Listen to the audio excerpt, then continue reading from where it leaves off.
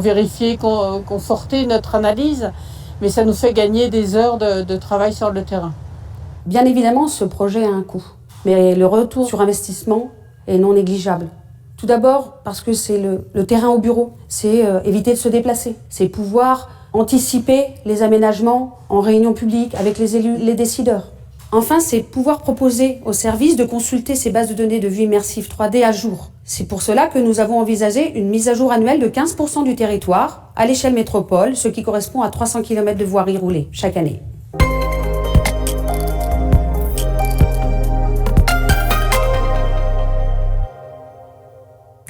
Et d'Orléans Métropole au plateau de SIG 2020, il n'y a qu'un pas. D'ailleurs, ça a permis à Jean-Baptiste Paul-Jacques de nous rejoindre. Bonjour Jean-Baptiste. Bonjour. Vous êtes le fondateur d'UpCity et on va continuer à parler avec vous de ces exemples, de ces initiatives, de ces partenariats dans un instant parce que on va parler de smart. Alors oui, smart building, smart city, tout ça, ça fait beaucoup d'intelligence et de connectivité. Mais aujourd'hui, quand on parle de smart, on parle de quoi, Christophe ? On parle de territoire, surtout, on parle de géographie. Vous avez vu dans la vidéo d'Orléans où au début, le SIG s'inscrivait dans la démarche Smart City de la métropole.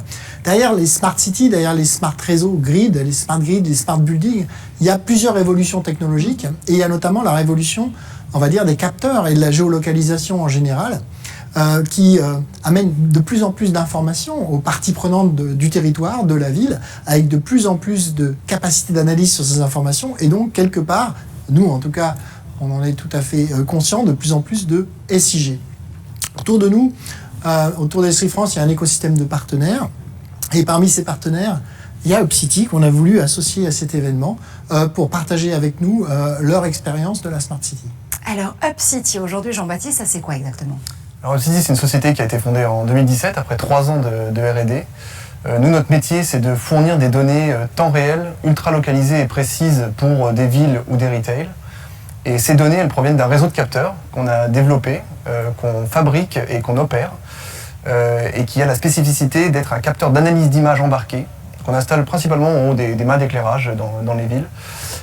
Et qui a la spécificité de ne pas envoyer d'images ou de flux vidéo dans le cloud. C'est-à-dire que toute l'analyse se fait localement, ce qui rend ce capteur RGPD compliant by design, c'est ce qu'on dit aujourd'hui, et de ne pas avoir besoin d'autorisation particulière pour s'installer, ce qui permet de déployer des réseaux assez larges et assez rapidement dans des centres-villes ou dans des retails.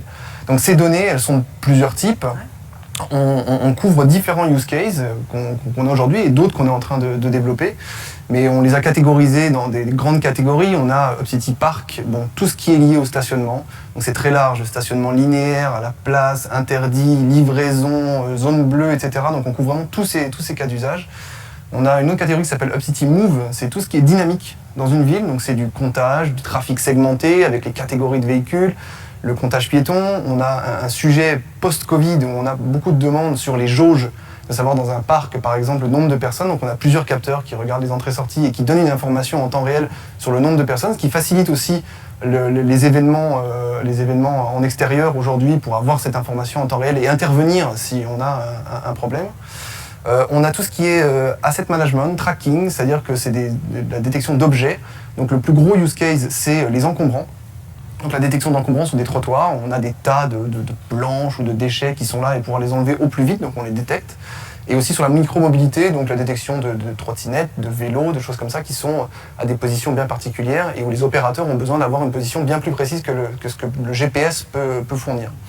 Et le dernier point qui est UpCity Sound, c'est pas lié forcément à l'analyse d'image, mais on est capable de remonter des informations en temps réel sur les niveaux sonores dans la ville et de faire des cartographies sonores des nuisances, en tout cas dans une ville. Ben voilà du smart très concret. On a parlé justement de partenariat et d'initiatives avec Esri. Comment est-ce que vous envisagez justement cette relation avec Argis et Esri ? Alors on a rencontré Esri via nos clients, des clients communs. Donc nous, quand on fait un projet, c'est-à-dire qu'on commence à installer les capteurs dans la ville. Donc c'est très simple, ça prend pas de temps d'installer, on a tout qui est dans le capteur. Voilà, donc on a tout simplifié au maximum pour que ce soit vraiment quelque chose de très naturel d'installer les capteurs. Et ensuite, on les met en service, on définit avec nos clients les use cases, les zones d'intérêt, etc. Et à partir de ce moment-là, on ouvre le flux de données temps réel qui va ensuite partir sur des solutions logicielles. Et en fait, nous, notre travail s'arrête là. presque. Et c'est à partir de ce moment-là que le travail d'Esri commence. C'est-à-dire que toutes ces données, prises, sorties, capteurs, elles n'ont pas beaucoup d'intérêt. C'est-à-dire qu'elles sont prises individuellement, tout l'intérêt, c'est de pouvoir les afficher, les agréger, les mixer avec d'autres sources de données et de pouvoir sortir des choses intelligentes de tout ça et donner aux utilisateurs la capacité de prendre des bonnes décisions. Et c'est quand même ça la finalité de toutes ces installations, c'est de pouvoir prendre des bonnes décisions. Donc c'est pour ça que le partenariat avec Esri, il est naturel. On n'a aucune zone, je veux dire, de superposition. On a vraiment chacun notre métier. Et c'est pour ça que c'est vraiment intéressant. Donc aujourd'hui, on est capable d'envoyer des données sur des dashboards ArcGIS. On est capable d'envoyer des données sur GeoEvent Server, sur GeoAnalytics, sur Velocity. Et toutes ces données peuvent être soit utilisées directement, soit affichées directement en temps réel, soit mixées avec d'autres sources, etc. Et c'est tout ça qui donne cette valeur. Et c'est pour ça que travailler avec Esri, encore une fois, je le dis, c'est naturel. C'est un partenariat qui est naturel. Des acteurs qui contextualisent la donnée pour en extraire évidemment les meilleurs bénéfices et encore une fois, pouvoir prendre des décisions. C'est tout à fait ça. C'est notamment le cas avec Roubaix. En ce moment, on travaille avec la ville de Roubaix. Il y a eu une grande démarche Smart City qui a été lancée sur des thèmes bien précis.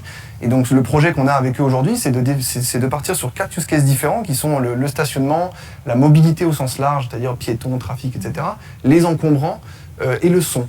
Et toutes ces infos vont être valorisées dans des produits Esri, donc principalement ArcGIS, mais aussi sur la partie GeoEvent. Donc c'est vraiment une preuve en tout cas que le partenariat fonctionne, que les clients demandent des données temps réel, c'est un vrai besoin, mais elles demandent aussi d'avoir tous les outils nécessaires pour pouvoir les utiliser, les visualiser. Et c'est pour ça qu'on essaie aussi maintenant d'aller même encore plus loin, où on réfléchit à avoir par exemple des connecteurs UpCity dans ArcGIS pour avoir la possibilité de consommer ces données de façon complètement naturelle et simple. Roubaix, ville lumière.